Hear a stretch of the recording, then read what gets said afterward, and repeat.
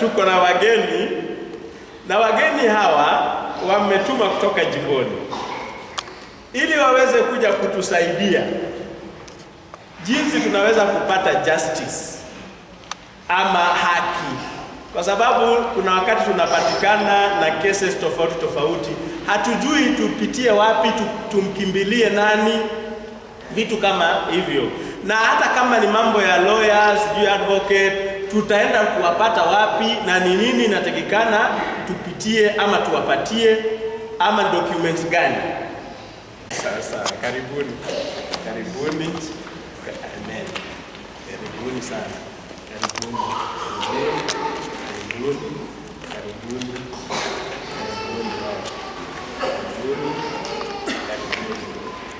Sawa. So watakuwa kwa center zetu zote. So the first priority tumepeana cigarette. Makofi kwangu.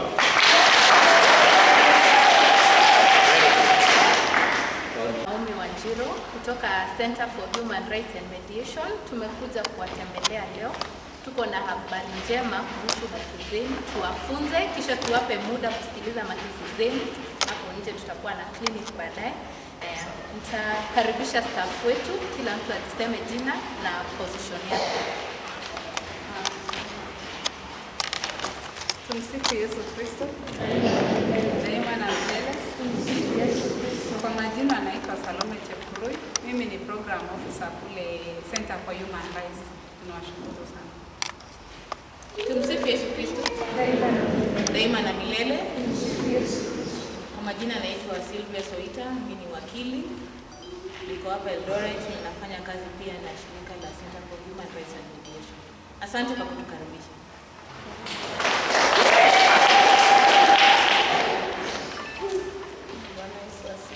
Amen.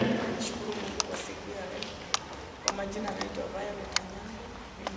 Mawakili ambao tunatembea nao na tunafanya kazi na wao, wakati ambao tunataka kesi yako iende kotini, hao wawili ndio tunaenda na wao kotini, na pia watakuja kwa kuwafunza huku kijijini. Tuko na advocate, senior advocate Angu Kitigin na Sylvia Soita. Tuwapigie makofi tafadhali. Nataka niwaelezeni kidogo kuhusu ushirika yetu. Vile tumesema, ushirika yetu inaitwa Center for Human Rights and Mediation. Shirika letu ni shirika la kijamii na iko kule Johannesburg Plaza. Sijui kama kuna watu wanajua penye Johannesburg Plaza iko town. Orofa ya pili. Ukifika orofa ya pili, second floor, utaweza kutupata kule. Sisi shirika letu liko na usimamizi. Kuna wale board members wetu.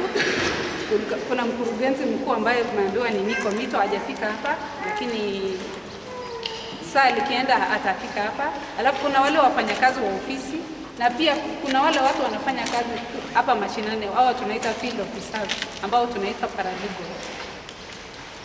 Kwa hivyo vile jina inavyosema, shirika letu linahakikisha kuwa haki za raia zinalindwa, na pia raia wanalindwa haki zao wasinyanyaswe kwa kugeukwa kwa haki zao.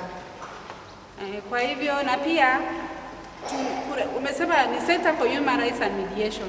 So kuna hizo njia mbadala ya kutatua kesi. Sasa ofisi yetu inahusika sana njia mbadala inaitwa mediation, kusuluhisha kesi. So tunakujanga huku vijijini ama huku mashinani kufanya hizi mediations kwa makesi zile ambazo mmetuletea kule ofisini. Na pia ofisi inashikilia sana wanawake, sana wajane, kwa maneno ya kunyang'anywa mali. Kwa vile ukiwa mjane saa nyingine wako ama ndugu za bwana yako wanakunyang'anya mali. So tunasisitiza pia kushughulikia wamama na wale wasiojiweza. Ni hayo tu. Sasa na mimi nitazungumza kuhusu nini imetuleta hapa. Sawa. Nini ndio imefanya tukuje hapa mashinani, tupatane na nyinyi, tunazungumzia nini? Mkiangalia hii posta ambayo tuko nayo hapa, kila mtu anaona, mnisomee tafadhali. Haki na uadilifu mashinani. Sometimes back, ama wakati kitambo uliopita kidogo, tulikuja tukarealize kuwa watu hawapati haki zao watu hawawezi enda kotini kufuata haki yao, kwa sababu kwanza hatuna hiyo pesa, si ndio? Kwa mfano, nikiwa na 200, mimi ni mama tu hapa nyumbani, niko na 200, nimenyang'anywa shamba, nitanunua unga ama nitaenda kotini kufuata shamba langu? Unga, si ndio? Kwa hivyo tukaandika proposal kwa sponsors wetu ambao wanaitwa Amkeni wa Kenya, UNDP, ndio wamekuwa our greatest sponsors kwa hii project, ndio wanashughulikia hii project yetu, ndio wametupea pesa ya kukuja kusaidia watu kupata haki zao. Wakati ambao tuliandika proposal, tuliwaambia kuwa tunataka kufanyanga sensitizations kwa raia, watu wa nyumbani, kama vile tunakuja kanisa. Tunataka kusaidia wajane ambao wamenyang'anywa mali zao. Tunataka pia kusaidia SGBV victim survivors, tutakuwa tunawapea counseling. Na ndio ili tuweze kufanya haya yote, lazima tukuje mashinani, lazima tukuwe na vikao vya redio. Kuna wale ambao wanasikiza Upendo FM? Kuna watu wametusikia? Yes. Mfano, mjipigie makofi. So those are some of the things zenye tunafanya. Tunaenda kwa redio, tunazungumzia Legal Aid Act na ADR. The Legal Aid Act mtafunzwa ni inahusu nini, na ADR pia wakili atafunza inahusu nini. So hiyo ndio ile mambo tunafanya. Watu ambao tumeweka sana kwa roho zetu, si ati wengine hatujaweka kwa roho, lakini wale ambao sana wamekuwa wakiumia ni wajane, ndio wanapata wamenyang'anywa mali na familia zao, ama pia hawajui tu, hawana ujuzi kuwa bwana yako akiaga ama akifa unafaa kuenda kotini ndio upewe hiyo mali kihalali. Sawa? Ibadilishwe jina ikuje kwa jina yako. Wengine wetu hatuna hiyo ujuzi, si ndio? Wengine wetu pia tumenyang'anywa tu mashamba tu hivyo. Unanunua shamba, ukiamka kesho unaambiwa shamba hakuna, si ndio? Unapata saa nyingine umepata mtoto, baba ya mtoto ameenda na hashughulikii mtoto wako, si ndio? Kwa wasichana. Ama pia wanaume. Siku hizi wanaume unapata umeoa bibi anakaa siku 2 kwa sababu mabibi hawana patience wa siku hizi, sivyo? Siku hizi tunaolewa na tunataka kutoka haraka. Tunajiona ni kama tuko level moja na wanaume, which is not right.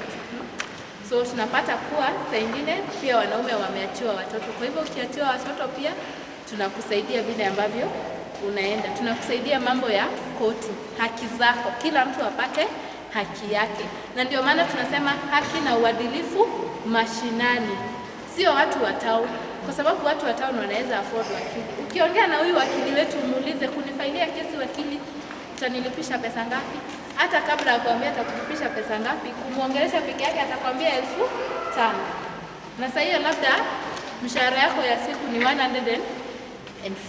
Kwa hivyo ndio maana tumekuja ndio tuwasaidie vile ambavyo mnaweza pata haki yenu mkitumia gharama kidogo ama mkikosa kutumia gharama. Tumeelewana hadi hapo? Kwa hivyo tumesema hiyo ndio project yetu, tunaita haki na uadilifu mashinani, na sponsors wetu ni Amkeni wa Kenya. Tumeelewana? So nitamwalika wakili wetu Advocate Amu Kitigen atuambie ADR ni nini. Kwa sababu walisema wanapokea kesi 5-6 kwa wiki ya ndoa, watoto wamekosana. Vile tulikuwa Lemuku, walisema vijana wetu wanachukua sana. Na ishindwe. Wamama shinde iko watu wanachukua sana. Mimi nilikuja hapa na shinde zile ziko practical, zile nimesikia huko nje. Sikuja kuwafunza mambo ya wazungu ama ni ile nimesikia huko nje ndio tutashiriki, si ndio? Haya. Na mkikataa kuzungumza sitarudi. Ndaambia wewe mwelekezi wao, nikisikia siko wewe. Mimi nilisema hata kama ingekuwa kutembea, hata ingine saa 9 ningefika hapa.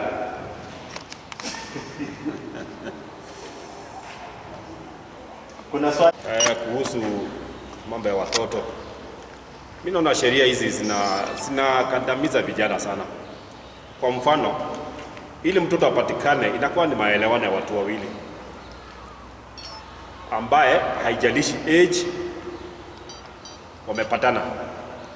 Once mtoto amepatikana na yule ni kijana hana kazi, msichana anarudi kwao na mtoto. Huyu mtoto amerudi kwao, wazazi wanakuja hasa na nguvu, wanataka kesi. Aisuru kijana hajakataa. Kijana na bado anasoma ama bado wako shughuli zake. Msichana tena ameenda amepata mtoto mwingine, ako na baba wawili kwa ule mama moja.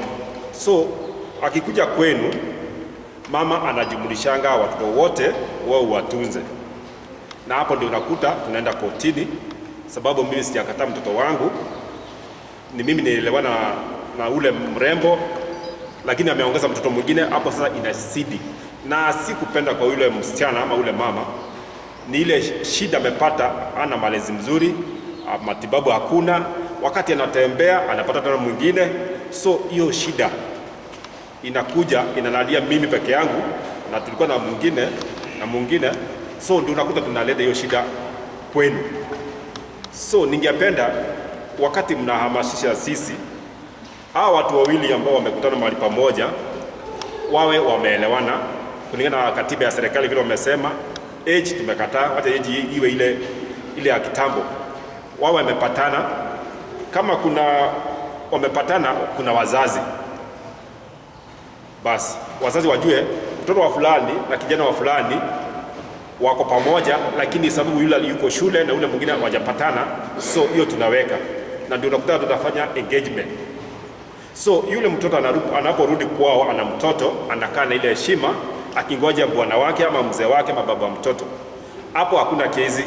Lakini msichana asipokuwa mwaminifu, aleta jamii nyingine, basi kesi inaanza. So wakili, nataka ufafanue hapo, kwa sababu tuna vijana na wanaingia kwa hizo mitego. Kesi ya watoto inafanya watu wanakosana huko kotini ile mbaya sana. Mpaka siku hizi badala ya kutumia viboko ile tulifunzwa, wameanza kutumia shoka na panga. Si tuseme ishindwe. Katiba inasema wajibu wa baba na mama kutunza mtoto ni sawa 50%. Wakati huyu mama amebeba huyo mtoto miezi 9, akikula mchanga, huwa kijana yako amebeba.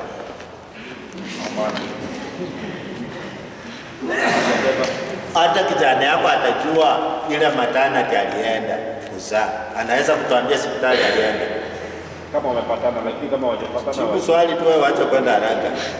Wengi wanajua, hawajui vile mtoto anapewa jina. Anajua hiyo jina ilitokea barabara gani?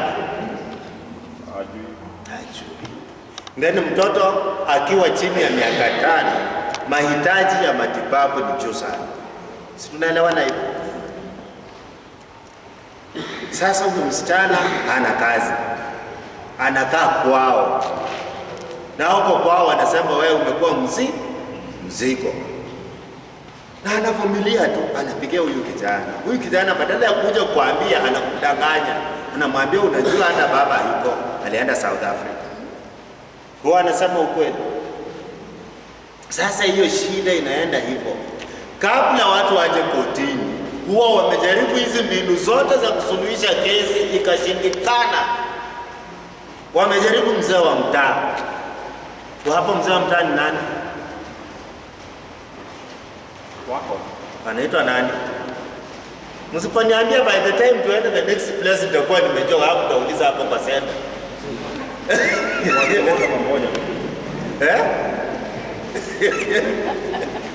Nitaulizia tu hapa kwa wako, anawaita kijana, anapiga anadisappear. Ndio wanatoka, mzee mtaa anasema hii imenishinda, enda huko kwa human rights. Human rights wanaandika barua, moja inakuja kwa kijana, ingine inaenda kwa children's department. Si huwa hivyo? Si mpaka barua ikuje nyumbani moja na ingine iende children's department. Kijana anaitwa children's department, anapiga kona. Amepiga nini? Anaenda Kariobangi, chonjo nje. Wanaita mara ngapi?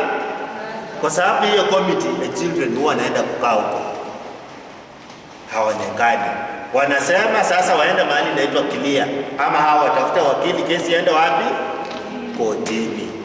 Ile tunasema ni kubeba mzigo wa kulisha mtoto ni sawa, lakini vijana wetu hawajatimiza wajibu wao wa kusaidia, ndio inawalazimu waende wapi? Kotini. Ikifika kotini, kila mtu amekasirika, anaambiwa 20,000, anasema sina kazi, anasema hatutaki kujua. Sheria haitaki kujua una kazi ama, ndio anakuja kwako sasa, kwa sababu kimeumana, anakuambia dadi, wamesema nitaenda wapi? Huko prison. Ndio unaona mzee anakuja anatembea polepole na kijana yake. Tunamuuliza, hii miaka ulikuwa wapi? Si ungesema mapema, ungefanya nini? Hujasema. Mambo imeharibika sasa, kwa sababu hatuwezi sikizana kwa kuvunja sheria mpaka tutimize ile sheria inasema.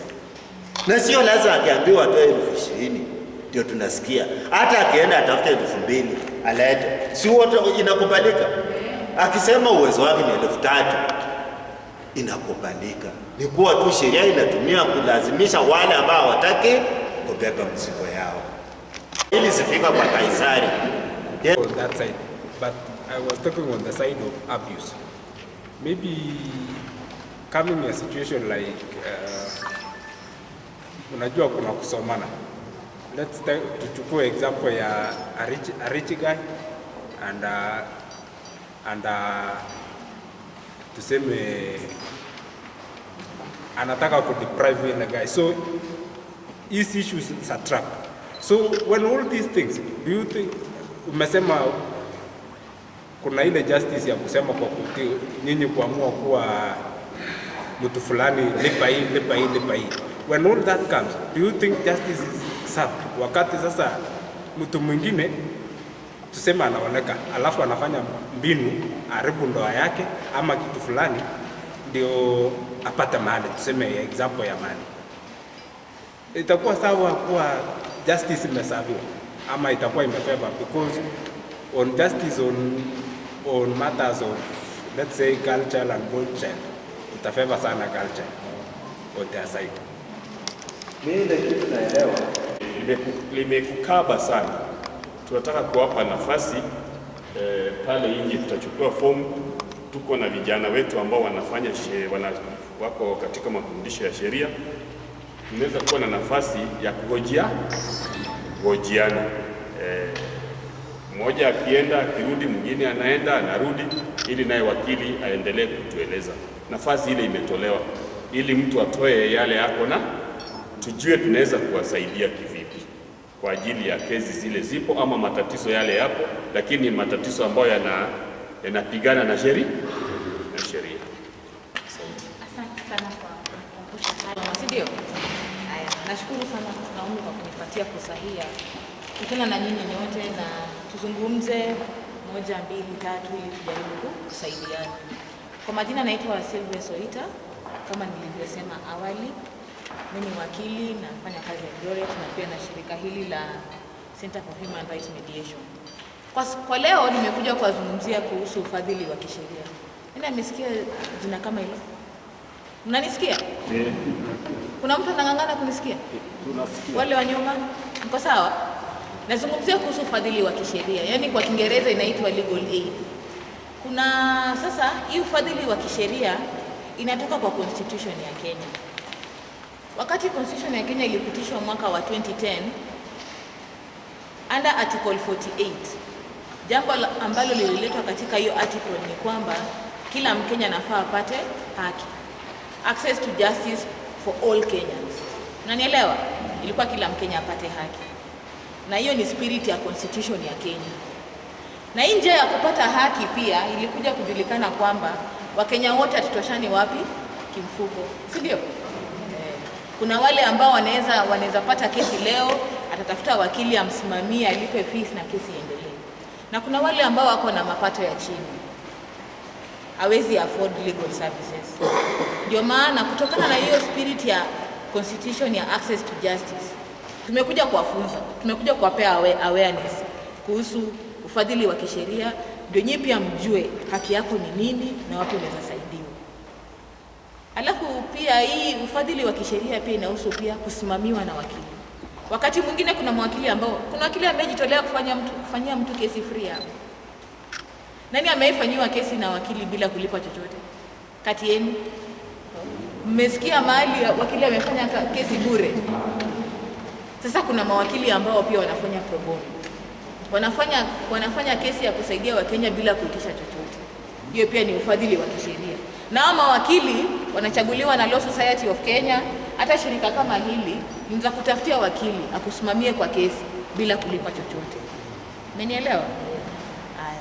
Kutokana na hii Legal Aid Act pia tumezungumzia kuhusu different types of legal services. Kuna providers ambao wamepatiwa mandate ya kufanya hii kazi. Tunaanza na mawakili.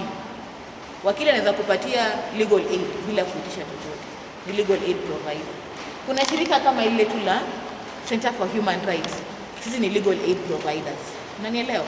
Kuna mawakili pia wameteuliwa na Law Society of Kenya. Pia ni legal aid providers.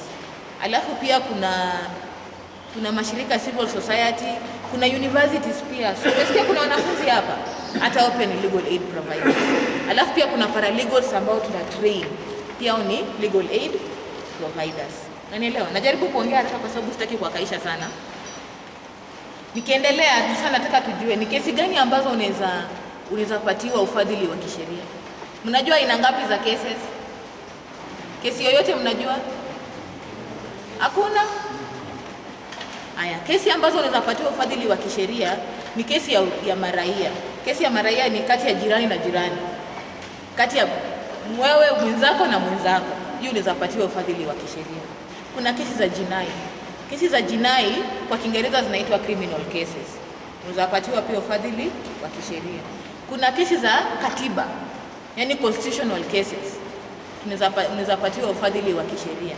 Na pia kuna kesi za umma. Kesi za umma zina affect sisi kama wa Kenya. Public interest cases, kesi za umma pia tunaweza patiwa ufadhili wa kisheria. Alafu pia kesi zingine italingana na venye serikali itaona, unaweza patiwa ufadhili wa kisheria.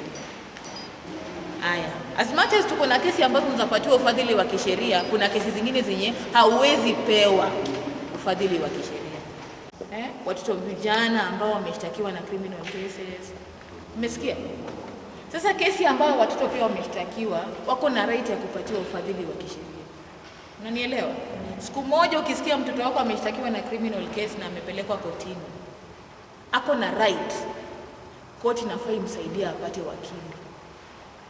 Mtoto haruhusiwi kujisimamia kwa criminal case peke yake. Ni sawa? Nashukuru kwa wakati wenu. Kama kuna mtu ana swali anaweza uliza. Nimesoma. Sawa? Hatutaki kuchukua muda wetu mwingi. Kwa hivyo tuko na legal aid clinic, matibabu lakini sasa ya kisheria. Sawa? Tumeileta hapa. Tutakuwa hapo nje kutoka saizi, maybe masaa mawili kutoka sasa. Tutakuwa hapo nje. Mtu yoyote ambaye ako na swali, mtu yoyote ambaye anataka kuona wakili one on one, tutakuwa na hiyo nafasi. Sawa? Kwa hivyo mkuwe free sana kuzungumza na mawakili wetu. Kisha baadaye tutafuatilia na tutakusaidia katika kesi yako. Jambo lingine, hatuwafunzi ndio mkae na masomo, si ndio? Uko na jirani ambaye si Catholic ama hakukuja kanisa leo, unaenda unamwelimisha, si ndio? Ndio tunahakikisha kila mtu katika society yetu anapata elimu hii ya legal aid services. Sawa? Haya, karibuni kwa ofisi zetu. Tumesema tuko Johannesburg Plaza, second floor, room 14. Namba ya simu. Si lazima atikwe ni wewe ambaye utatumia. Nimesema uko na jirani, uko na relative ambaye ako mahali fulani, umesikia amefinyiliwa kuhusu kesi ya shamba, kesi ya jinai, kesi yoyote. Kwa hivyo namba yetu ya simu uko open kupiga ama kuandika ujumbe mfupi 0785 01 7301 0785 51 7301. Kwa Kiingereza sasa 0785 517 301. 0785 517 301. Center for Human Rights and Mediation. Kwa niaba yangu na mkurugenzi wetu mkuu na staff members wangu, ningetaka sana kuwashukuru kwa muda wenu, kwa kutusikiza na kutulia hadi tunawafunza. Asanteni sana, Mungu awabariki. Napenda nichukue hii nafasi kuwashukuru kwa kutuletea haya masomo na kuangaza mambo ya sheria. Nashukuru sana.